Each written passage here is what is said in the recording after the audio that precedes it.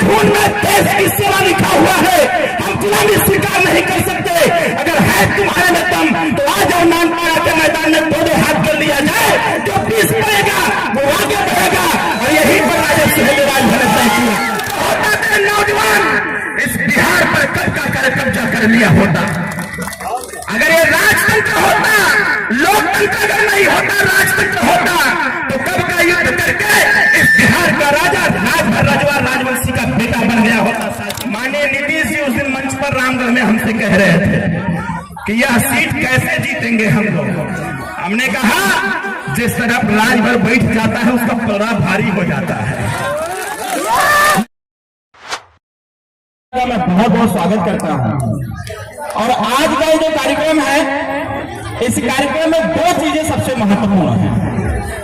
इस कार्यक्रम में जितने लोग आए हैं, हमारे युवा हो, चाहे बच्चियां हो, चाहे महिलाएं हो, चाहे बड़े बुजुर्ग हो, बराबर इनके ही नवजात बच्चे भी आए हुए हैं जो आज अपने महबूब नेता को देखने और उनको सुनने तक के लिए आए हुए हैं। इसलिए एक बार जोरदार ताली बजा के आप लोग अपने नाम पर स्वागत करिए। देखिए, ताली में वो दम नहीं है, ताली में वो दम नहीं है जो दम तलवार में था। जो दम तलवार में था, चक्रवर्ती सम्राट राष्ट्रवीर राजभर महाराजा सुहेलदेव राजभर जी की तलवार में जो दम था, वो नौजवानों आपके ताली में दम नहीं है। एक बार जोरदार ताली बजा के अपना स्वागत करें। साथियों, कहा गया है जो समाज अपना इतिहास नहीं जानता, अपने बड़े बुजुर्गों की कदर नहीं करता, वह समाज इस देश में कभी तरक्की नहीं कर सकता।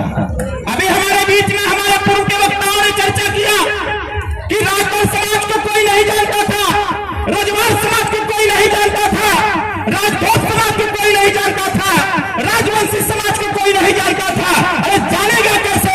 क्योंकि देश के इतिहासकारों ने तुम्हारे इतिहास को नहीं लिखा, तो तुमको जानेगा कैसे कोई? इसीलिए भारतीय समाज पार्टी का निर्माण किया गया कि गुलामों को गुलामी का एहसास कराना है।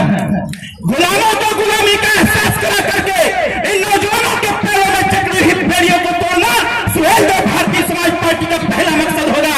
अगर इस देश में हम राजा थे तो हमारा राजपाट कहां चला गया? अगर इस देश में 585 राजा थे और 585 राजा में अकेले 165 राजा राजभर राजभोग राजवंशी और राज समाज के थे, तो फिर इनका कोट किला खंडहर और इनका जमीन कहां चला गया? ये लोकतांत्रिक लड़ाई है। इसी लोकतांत्रिक लड़ाई में और साथियों, आज के उस समय जब इस देश में राजतंत्र था, तो उस समय आप राजा हुआ करते थे। जब एक साथ मिलकर लड़ा करते थे तो राजपाट हासिल करते थे, विरोधियों के छक्के छुड़ाने का काम करते थे। लोकतंत्र में जब आप बट गए तो आज साथ में भिखारी बन करके हम और आप टहलने का काम कर रहे हैं।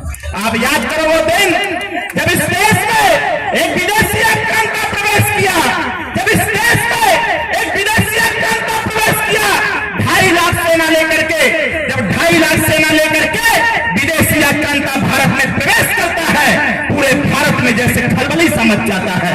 राजभर समाज के लोगों, राजभोग समाज के लोगों, रजवार समाज के लोगों, राजवंशी समाज के नौजवान भाइयों, अरे कहां सोए हो मित्र?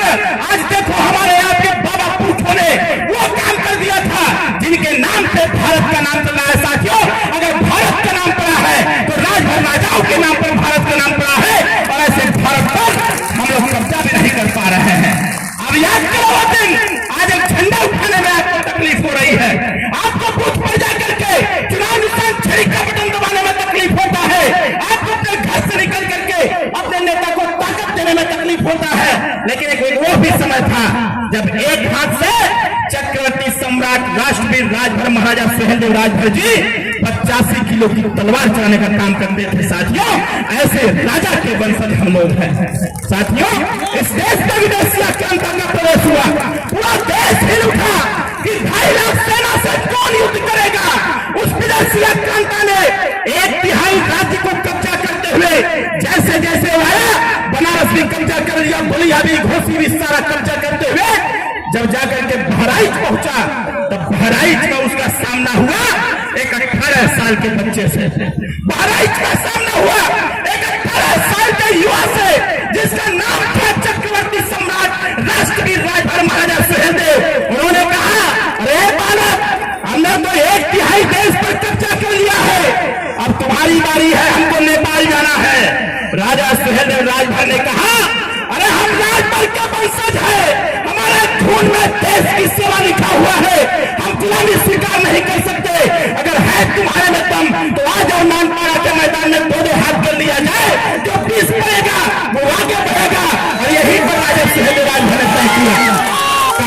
नौजवान चक्कर में, अरे भाई उठाओ ठंडे को।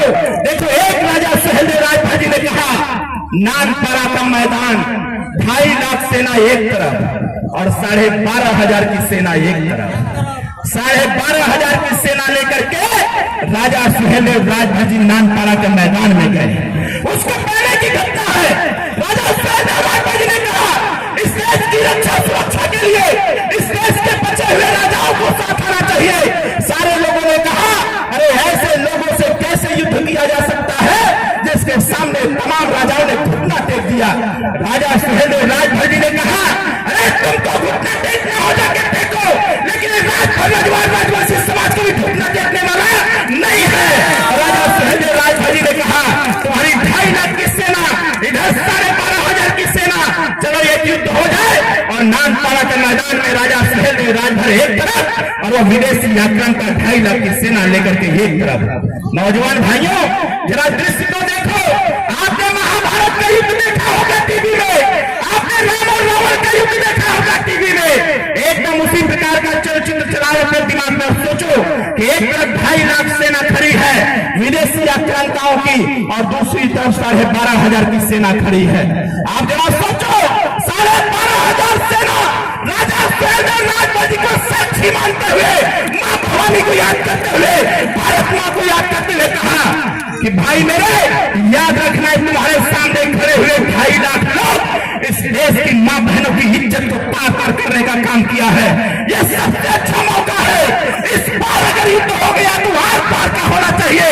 और राजा सुहेलदेव राजभर जी ने महाभारत से भी बड़ा महायुद्ध लड़ करके इस देश को बचाने का काम किया।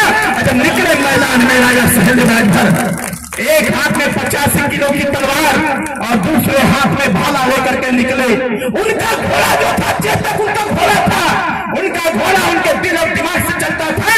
इस देश के पहले ऐसे राजा सुहेलदेव राजभर जी थे जिनके घोड़े में लगाम नहीं था। साथियों, उनका घोड़ा राजा सुहेलदेव राजभर जो सोच लेते थे उनका घोड़ा वही करने के लिए तैयार हो जाता था। और राजा सुहेलदेव राजभर उस विदेशी आक्रांता के बीच 21.5 दिन का युद्ध हुआ और 21.5 दिन के युद्ध में राजा सुहेलदेव राजभर की 12,500 की सेना ने 2.5 लाख लोगों को गाजर मूली की तरह काट करके रख दिया और बता दिया पूरे देश को, बता दिया पूरे देश को, अगर भारत भूमि की तरफ तुम हाथ उठा के देखोगे तो भारतवर्ष के नौजवान तुम्हारे हाथ को निकाल के गोटियां खेलने का काम करेंगे। अगर हाथ खाने का प्रयास करो तो हाथ काट करके रख देंगे। साथियों, इस प्रकार का जज्बात लेकर के राजभर समाज के राजा सुहेलदेव राजभर ने युद्ध करने का प्रयास किया। नौजवान साथियों, आज हम अरवल में हैं, बिहार में हैं। अरे मेरे मित्र आप देखो, अरे आप नहीं समझे बात को, आप आपस में एकता नहीं बनाए। ये देश और प्रदेश को चलाने वाले लोगों ने ऐसा लूट लिया आपको, ऐसा लूट लिया आपको कि आपके पास कुछ नहीं बच पाया। ये तो सौभाग्य है हम सबका कि आज नायक बन करके, एक राजा बन करके हम सबके बीच में हमारा राजा ओम प्रकाश राजभर बैठा हुआ है। साथियों, अगर इसके साथ भी आप नहीं लड़े तो मैं कह रहा हूं, अगर राजतंत्र होता तो नौजवान इस बिहार पर कब का कब्जा कर लिया होता। अगर ये राजतंत्र होता, लोकतंत्र अगर नहीं होता, राजतंत्र होता तो कब का युद्ध करके इस बिहार का राजा राजभर रजवाड़ राजवंशी का बेटा बन गया होता। साथियों, यह मैं दावे के साथ कहना चाहता हूं, इस बात के साथ क्योंकि समय बहुत कम है। हमारे बीच में हमारे नेताजी बैठे हुए हैं, आगे अवसर मिलेगा तो मैं और विस्तृत बताऊंगा आपको। मैं तो कहना चाहता हूं, लगाओ सुहेलदेव जयंती का अवसर आ रहा है, लगाओ सुहेलदेव जयंती के अवसर पर राजा सुहेलदेव राजभर का इतिहास पूरा मैं बताऊंगा।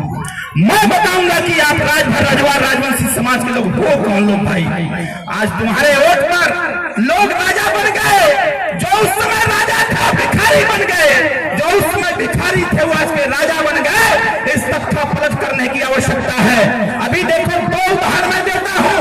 अभी रामगढ़ तरारी विधानसभा का चुनाव हो रहा था। माननीय नीतीश जी उस दिन मंच पर रामगढ़ में हमसे कह रहे थे कि यह सीट कैसे जीतेंगे हम लोग।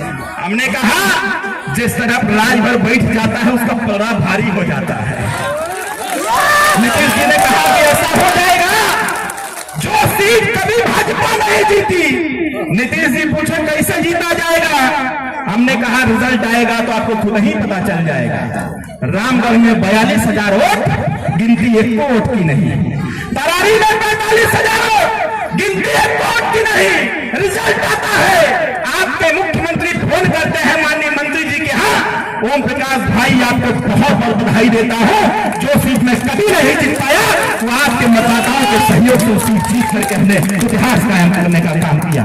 तो नौजवान साथियों बताओ, लड़ाई लड़ी जाए कि न लड़ी जाए भाई? हमारे पीछे के जो युवा साथी खड़े हैं, जरा हाथ उठा के विश्वास दिलाओ, लड़ाई लड़ी जाए कि न लड़ी जाए? बताओ, आप साथ दोगे कि नहीं दोगे? पहले भी कहा था, आज भी कह रहा हूं, अगली बार से कार्यक्रम होगा तो प्रयास से करना कि अकेले मत आना मेरे भाई, अपने गांव के नौजवानों को जरूर लेकर के आना, क्योंकि आने वाले समयों में अगर इस लोकतंत्र में मंत्री बन करके राजा बना जा सकता है तो बिहार के भी रजवान राजवंशी राजभर को राजा बनाने की जिम्मेदारी हमारी है। तो आप बताओ, साथ देंगे कि नहीं देंगे? जोर से बोलिए, साथ देंगे कि नहीं देंगे? शब्दों के साथ संचालक महोदय से क्षमा मांगते हुए